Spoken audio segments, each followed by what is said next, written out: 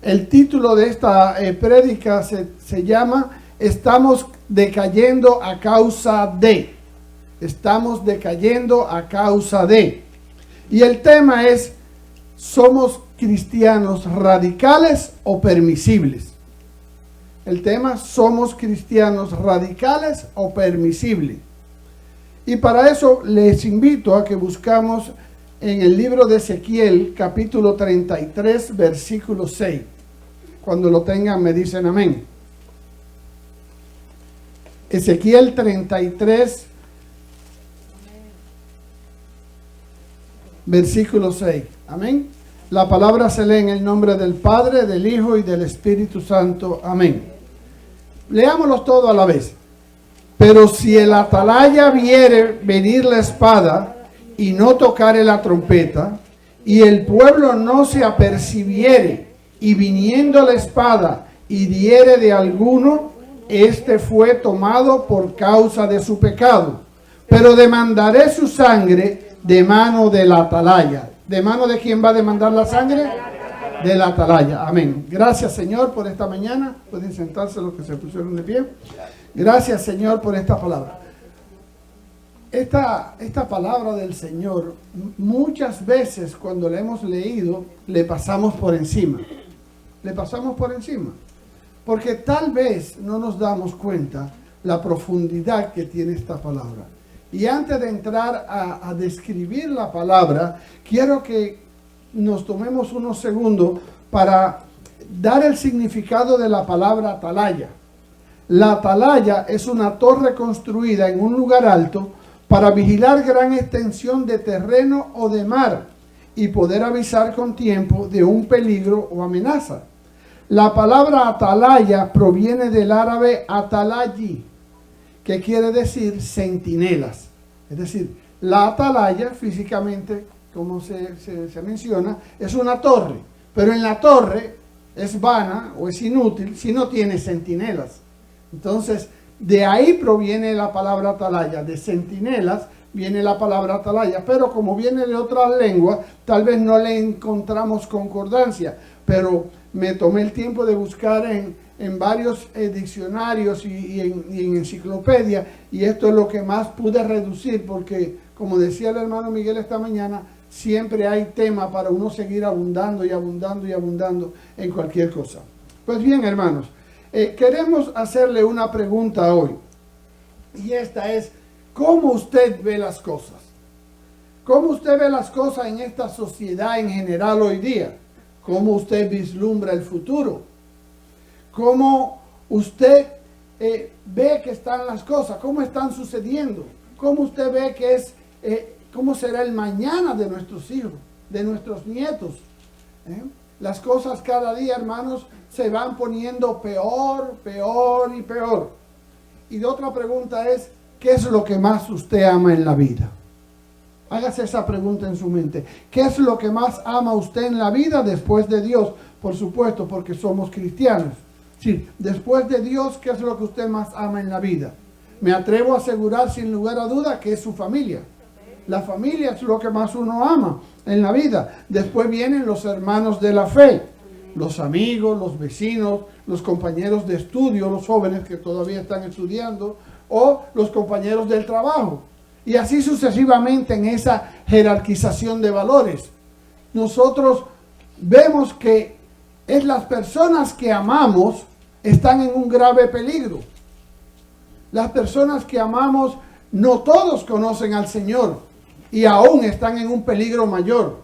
Pero también los que conocen al Señor, según vemos cómo actúan, cómo se comportan, corren un grave peligro. Pero ¿estamos nosotros siendo responsables con nuestra fe, con nuestros valores judeocristianos, con nuestros compromisos con Dios?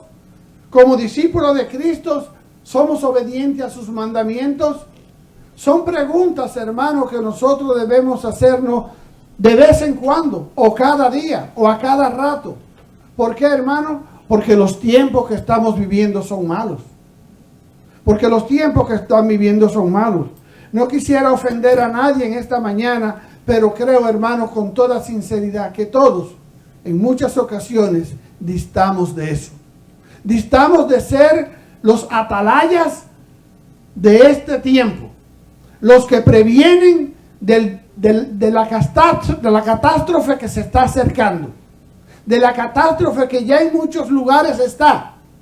A veces es en la familia, a veces es en la ciudad donde vivimos, a veces en el estado o la provincia, a veces en la nación. ¿Estamos siendo responsables, hermano?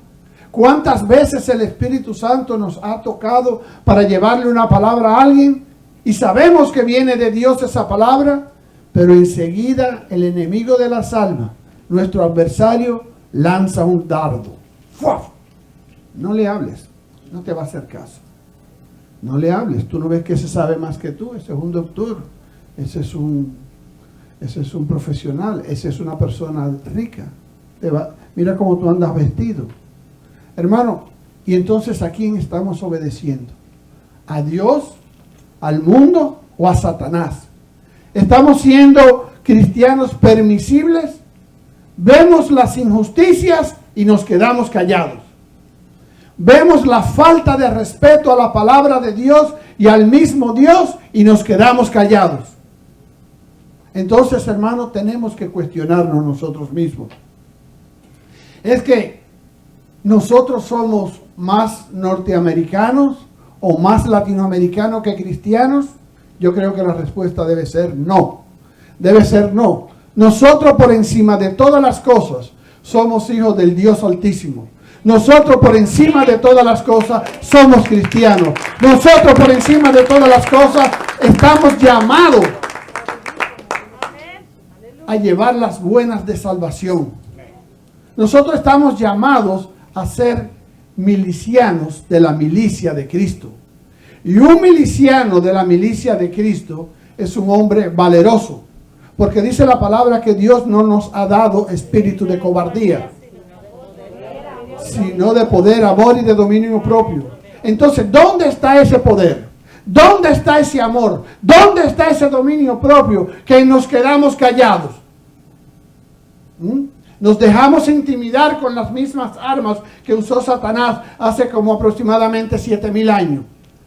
Que cuando Dios salió al jardín del Edén y llamó a Adán y le dice, no, me escondí porque tuve miedo. ¿Sabe por qué? Porque el pecado, hermanos, atemoriza. Porque el pecado te quita la cobertura de Dios. Y entonces nosotros como embajadores de Cristo estamos representando el reino del cual hemos sido llamados a ser sus embajadores. Mire, hermanos, una nación, por grande que sea y poderosa, cuando tiene un embajador de otra nación, ese embajador va delante del canciller o del presidente de esa nación y le dice, mi país no está de acuerdo con lo que usted dijo. ¿Por qué? Porque ese es el deber. Un embajador defiende su nación, su gobierno, sus cohabitantes, sus ciudadanos, conciudadanos. Entonces nosotros, hermanos, cuando vemos una injusticia, cuando nosotros vemos una falta a la palabra de Dios, no podemos permanecer en silencio. Segunda de Corintios 5:20 dice, así que somos embajadores en nombre de Cristo, como si Dios rogase por medio de nosotros. Os rogamos en el nombre de Cristo, reconciliaos con Dios. Reconciliaos con Dios. Y usted se preguntará, ¿y por qué la gente no se reconcilia con Dios? Juan el Bautista decía, arrepentíos y convertíos. Pero cuando Juan el Bautista hablaba, la gente lo tomaba en serio. Cuando Jesús hablaba, decían, él habla como quien tiene autoridad. Pero ¿sabe por qué? Porque tanto Juan el Bautista como Jesús en su papel de hombre eran íntegros. Eran hombres que lo que predicaban lo vivían. Eran hombres que obedecían a Dios por sobre todas las cosas. Tenemos a Juan el Bautista, que era medio primo hermano de Jesús, y no alardeaba de eso. Se mantenía humilde. Dice que vestido de pelo de camello. ¿Usted sabe lo que es estar vestido de pelo de camello en medio del desierto? No teniendo a qué aferrarse. Hijo de un sacerdote, de una casta alta de Israel. Pero él, al igual que Moisés, decidió no servir al mundo y las ofertas del mundo y servir a Dios. Amén. Entonces, hermano, usted y yo vamos a servir al mundo y a Satanás, o vamos a servir a Dios. ¿A quién vamos a servir? A Dios. Pues dígalo aquí y dígalo allá afuera, porque el mundo necesita escuchar eso, que usted es una servidora y un servidor de Dios. Y es por eso, hermanos, que el mundo no se reconcilia con Dios. Porque cuando el mundo escucha a algunos que son cristianos hablar como un no cristiano, con un vocabulario que no hace diferencia, cuando el mundo ve a un cristiano comportarse como un vulgar del mundo, un mundano, usted no va a llamar la atención, usted no va a impactar. Nosotros nos vamos a quedar a la par de cualquier mundano. Por eso el mundo no se reconcilia con Dios. Cuando las personas anteponen o anteponemos nuestros intereses, y a veces no nuestros intereses, hasta nuestros caprichos, por poner de relieve la palabra de Dios. ¿Qué mensaje estamos dando al mundo? Las personas van a conocer a Cristo en la mayoría de las veces por cómo usted actúa, por cómo nosotros hablamos, por cómo nosotros nos comportamos, cómo nosotros servimos. Jesús dijo en una ocasión, el que no quiera servir no puede ir a mi reino. El más pequeño será el más grande. Jesús, ¿qué hizo Jesús en la última noche? Le lavó los pies a sus discípulos. ¿Sabe qué es lo que era en ese tiempo eso? Eso era una humillación. Ese era el trabajo de un esclavo con sus amos. Y Pedro le dice, no, Señor, no soy digno de ti. Porque Pedro estaba pensando en la carne, en las costumbres de aquella época. Y Jesús le dijo, si yo no hago esto, tú no vas a entrar. Y Pedro le dice entonces, pues báñame completo. Y él de la cabeza a los pies. Pedro siempre acelerado, tempestivo, sanguíneo. Y Jesús le dice sencillamente, me imagino a Jesús con una voz bien tierna, ya están limpios por la palabra. Ya están limpios por la palabra. Hermano, la palabra de Dios es lo único que nos va a santificar cada día. La palabra de Dios es la que nos va a ir limpiando y quitando esa mugre que el mundo pegó en nuestra vida en los años que no le servíamos al Señor. Es la que nos va a limpiar de cada día esos dardos de fuego que el enemigo lanza. Y me llama la atención en Mateo 9:36 y Marcos 6:34. Dice Mateo 9:36 que Jesús, al ver las multitudes, tuvo compasión de ellas, porque estaban desamparadas y dispersas como ovejas que no tienen pastor. Marcos, el otro evangelista, tal vez desde otro ángulo, mirando la misma situación, dice parecido. Dice, y salió Jesús y vio una gran multitud y tuvo compasión de ellos, porque eran como ovejas que no tenían pastor. Pero Marcos aquí añade, y comenzó a enseñarles muchas cosas. Porque una oveja sin pastor no tiene quien las defienda ni le enseñen cosas. Por eso es importante, mis queridos hermanas y hermanos, que nosotros tengamos a nuestros pastores en alta estima. ¿Por qué? Porque ellos son los que van a dar cuenta delante de Dios por nosotros. Ellos son los que nos van a enseñar las cosas. Y cuando nosotros tenemos un pastor que nos enseña la palabra de Dios, que se preocupa por nosotros, entonces nosotros podemos dormir tranquilos. Pero ¿sabe qué, hermano? Tenemos que honrar. Porque honrar honra, dijo alguien una vez. Honrar honra. Modelemos a Cristo en nuestros hogares. Seamos responsables en nuestras casas, hombres. Amemos a nuestras esposas. Seámosle fiel. Como aquel día, cuando nos casamos, que le dijimos en la salud y en la enfermedad, en la riqueza y en la pobreza. Y si alguno no se ha casado cuando la esposa le dijo, sí, te acepto como mi novio o como mi esposa, y usted le dijo, yo por ti daría la vida. Seámosle fieles, hermanos. Seámosle fieles. Seámosle fieles a nuestros hijos.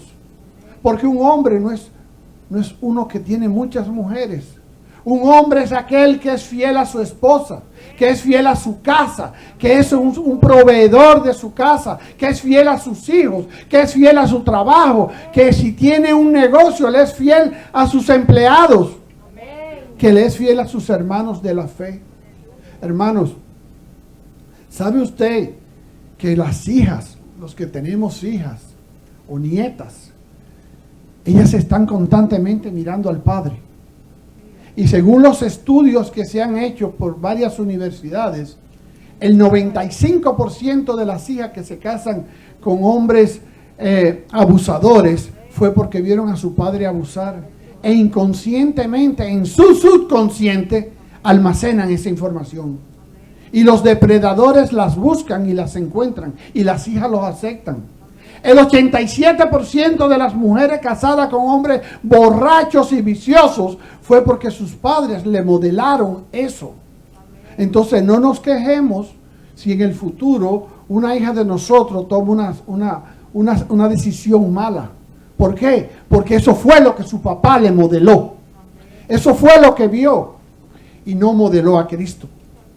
Modelemos a Cristo y nos va a ir bien. Amén.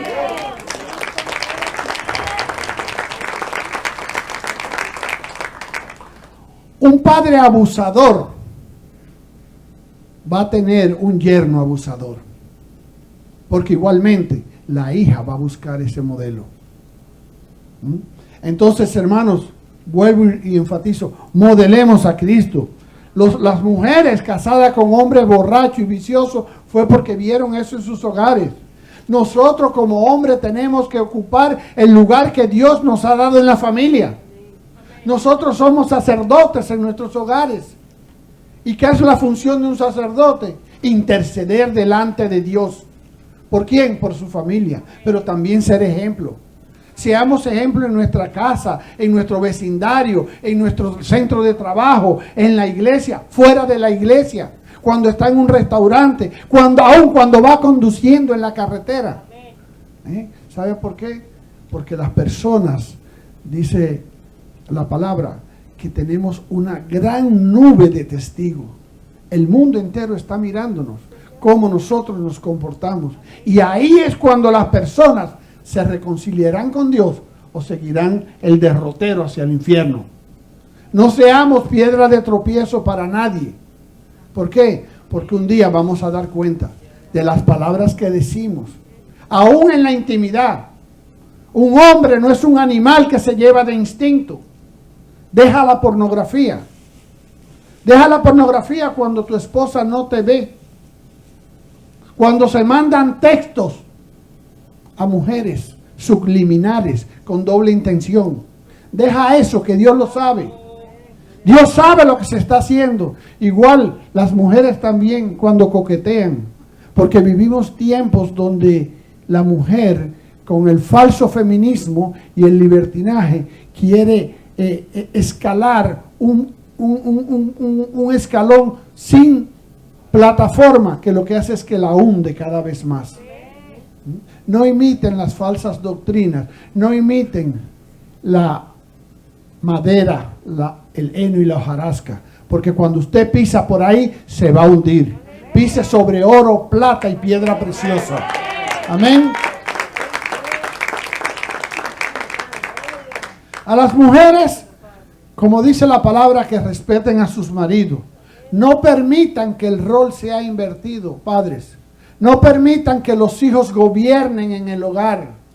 Sean amorosos con sus hijos, sean compasivos con sus hijos, sean proveedores para sus hijos, pero no permitan que gobiernen. Porque si usted permite que los hijos gobiernen, la casa va a ser un caos. Y donde hay caos y anarquía, no está Dios. Porque Dios es un Dios de orden, de disciplina. de mandamientos. Entonces, también todos los hijos deben de honrar a sus padres. Porque dice la palabra que cuando honras a tu padre y a tu madre, el cual es el primer mandamiento con promesa de Dios, las cosas te van a ir bien y tus días en la tierra van a ser largos. Es importante, hermanos, también, como dice Hebreos 13:17, obedezcan a sus pastores y respétenlos. Ellos cuidan de ustedes porque saben que tienen que rendir cuentas a Dios. Así, ellos cuidarán de ustedes con alegría y sin quejarse. De lo contrario, no será provechoso para ustedes. No podemos salir de aquí, hermanos. No podemos salir de aquí y ponernos a criticar a los hombres que Dios ha puesto al frente de la iglesia. No podemos salir de aquí y empezar a señalar faltas que nosotros no somos capaces de cumplir, o que las nuestras son a veces aún mayores. No podemos criticar no solo a los pastores, a los líderes. Nosotros no somos jueces. No somos jueces terrenales y mucho menos Dios. Nosotros tenemos que simplemente orar e interceder por ellos. Si es que algo usted encuentra que no está correcto, interceda, pero usted y Dios interceda para que sea Dios el que ministre la vida de esa persona. No solo a nuestros pastores y a nuestros líderes, a nuestros hermanos. ¿Por qué? Porque los hijos están viendo eso. Los hijos están escuchando. Sus compañeros de trabajo están escuchando y están viendo. ¿Cuántas personas llegan a los trabajos y dicen, no, porque en mi iglesia están pidiendo y pidiendo y ya a mí no me alcanza el dinero? O el pastor que se cree se compró ahora un Cadillac y yo mira en un Hyundai, o el fulanito en una bicicleta. No critique, hermano. No critique. Ore a Dios. Pídale a Dios. Si usted ve que algún hermano, sea un líder, sea el pastor o un sencillo hermano, está cometiendo un error, ore, interceda por ello, si es que lo ama, y espero que así sea. Si es que lo ama, ore, porque su crítica no lo va a ayudar. Su crítica no va a arreglar la iglesia. Nuestra crítica, digo nuestra, me incluyo porque no estoy juzgando a nadie, estoy trayendo una palabra. Nuestra crítica lo único que va a hacer es desacreditarlo. Nuestra crítica lo que va a hacer es apuñalearlo. Entonces, ¿hacemos lo que Dios quiere que hagamos o hacemos lo que el mundo y Egipto nos dice que hagamos? Porque hoy día puede montarse en un avión, dependiendo de la capacidad, 300 personas. Si es en un Airbus 350, hasta 600 personas. En un tubo cerrado. Pero a la iglesia no pueden venir más del 50%. Por 2 horas. Pero usted se puede dar un viaje de aquí a Londres por 6 horas en un avión cerrado. Respirando el mismo aire todos. Y ya le dirán que el avión tiene unos filtros, que esto y lo otro. Pero nadie sabe cómo entró a ese avión. Si el que va al lado de usted tiene un virus, que puede ser el coronavirus o otro peor, porque hay otros que son peores, pero no se habla de eso. O una enfermedad de contagio de la piel. Entonces, hermano, hagamos las cosas como Dios quiere que nosotros las hagamos. Seamos transmisores de un evangelio de salvación, de fe, de paz, de prosperidad. Como decían esta mañana aquí en la mañana tempranito, esa paz que Dios da, que sobrepasa todo entendimiento humano, que está ajena a todo conflicto, que está ajena a toda disensión. Vivamos así, piadosa y reposadamente. ¿Sabe para qué? Para que nuestras oraciones no tengan estorbo. Nunca en la historia de la humanidad, ningún ejército venció siendo cobarde o teniendo falta de carácter, tanto sus oficiales como sus soldados. Y hoy día, los cristianos, muchos cristianos, carecen de esas dos virtudes, valor y falta de carácter. Valor, ¿por qué? Porque temen proclamar el Evangelio de Jesucristo. Temen anunciar las verdades de aquel que nos llamó de las tinieblas a su luz admirable. Cuando no éramos nada, cuando no teníamos ningún valor en el mundo, cuando no éramos familia de Dios, cuando éramos algo ajeno a Dios, cuando no teníamos Dios, aunque muchos creían que tenían Dios, pero lo que tenían tal vez era una estatuita o una postalita o una superstición. Pero ahora que somos llamados hijos de Dios, seamos valientes, seamos hombres y mujeres de carácter, que no nos intimide nada ni nadie, que como esos 12 seguidores de Jesucristo dieron su vida por Él, estemos nosotros dispuestos a darla. Aquí a nadie le han dado una pedra todavía por el Evangelio de Jesucristo. Aquí a nadie se ha ido a prisión, al menos en este país, en otros sí. Pero estamos hablándole a la iglesia de nosotros aquí, en Cristo Esperanza de Vida. Y si alguien me está viendo, también te lo digo a ti. Séle fiel a Dios. Sé valiente a la hora de tú defender lo que tú crees. No seas como los traidores que se cambian de uniforme cuando ven que la guerra está apretando. No, séle fiel hasta la muerte. ¿Sabe por qué? Porque la vida aquí en la tierra es despreciable. La vida, cuando digo despreciable, me refiero a que en comparación con la vida eterna no es nada. En comparación con la vida eterna es menos que un abrir y cerrar de ojos.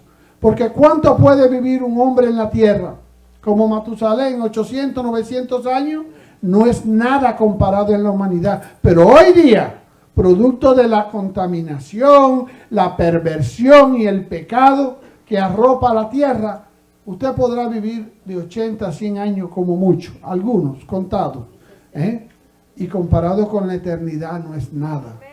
Entonces, no deje lo eterno por lo perecedero. No cambie lo maravilloso por lo insignificante. Sea valiente, sea un hombre de carácter. No importa que la sociedad, la prensa, los políticos nos llamen radicales. Si por Dios somos considerados siervos fieles. No importa el nombre que le diga la humanidad de hoy día, la prensa, la televisión, fanáticos. Dicen mucho a los cristianos que se mantienen sin variación. Son fanáticos. Yo prefiero ser llamado por ellos fanático, pero por Dios siervo fiel. No importa si tengo un techo, si tengo algo que comer, si tengo una ropa que vestirme, ya estoy completo. De lo demás se encarga Dios. Porque aún de eso Él se encargó.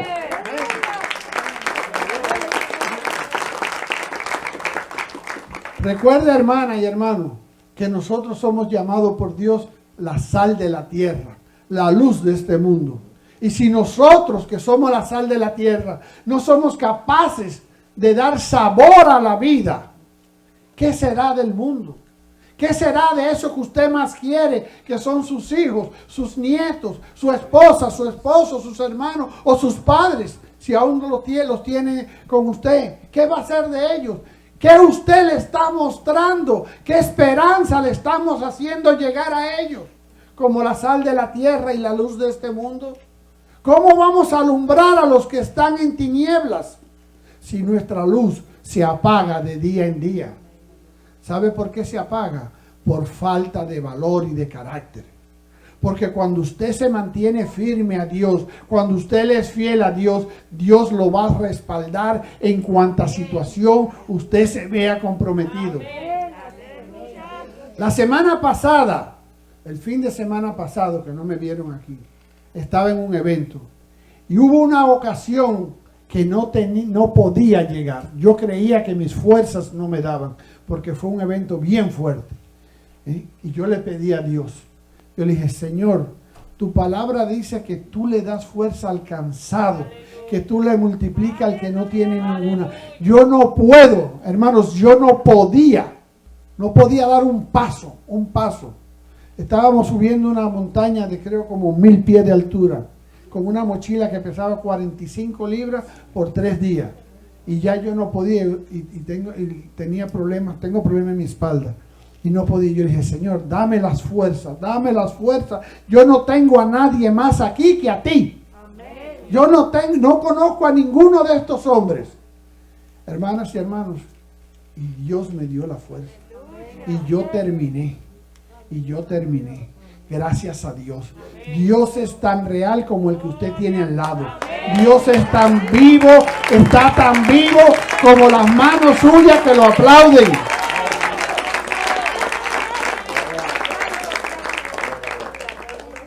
Pero hay algo más y ya casi terminamos.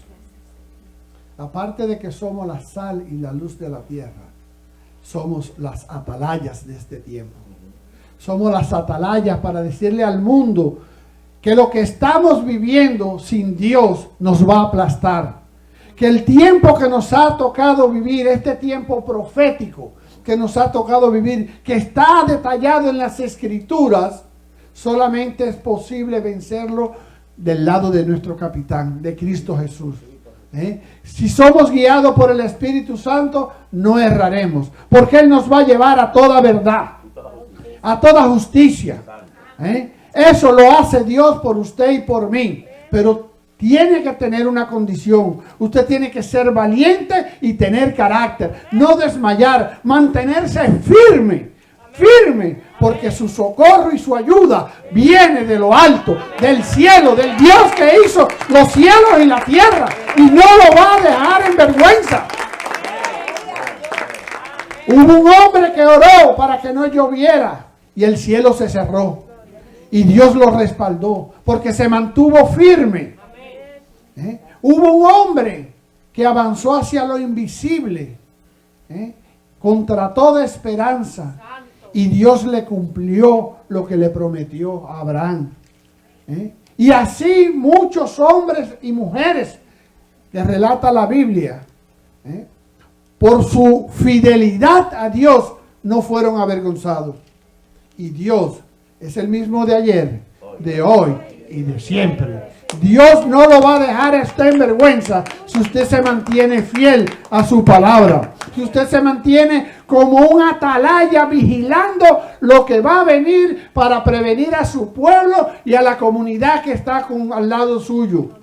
Aún sus enemigos lo respetarán y lo valorarán si usted se mantiene inamovible en la palabra de Dios. Si usted se mantiene creyendo a aquel que dio su vida por usted, si usted se mantiene firme a aquel que resucitó al tercer día, que ascendió al cielo y que viene otra vez. Si logramos tan solo que estos valores estén en nuestras vidas, en nuestras familias, en nuestros ministerios, estaremos en condiciones entonces de redirigir la sociedad al camino del bien, a la piedad. Y entonces ellos se convertirán a nosotros y no nosotros a ellos. Dios le bendiga, hermanos.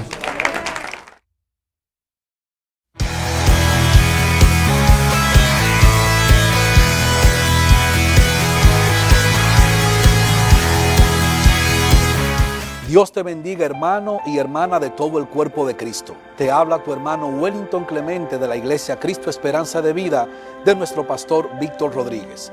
El propósito de este video es para invitarte al lanzamiento de nuestro libro con el tema "Y ahora, ¿cómo escucharán?". Este es un manual sencillo de evangelismo, pero contextualizado en una humanidad que recientemente ya te diste cuenta que cambió. Es un manual que te enseñará cómo evangelizar a una humanidad en tiempo de crisis. Y para ello te estoy invitando el 31 de octubre para que estés conmigo a las 4 de la tarde en el lanzamiento del libro, donde estaremos explicando brevemente en qué consiste y cuál es el contenido del mismo. Para eso vamos a estar conectados vía Facebook Live y todas las plataformas de transmisión digital. Te espero el 31 de octubre a las 4 de la tarde para que conozcamos nuestro libro "Y ahora, ¿cómo escucharán?", una guía sencilla para una humanidad que ya cambió. Que Dios te bendiga.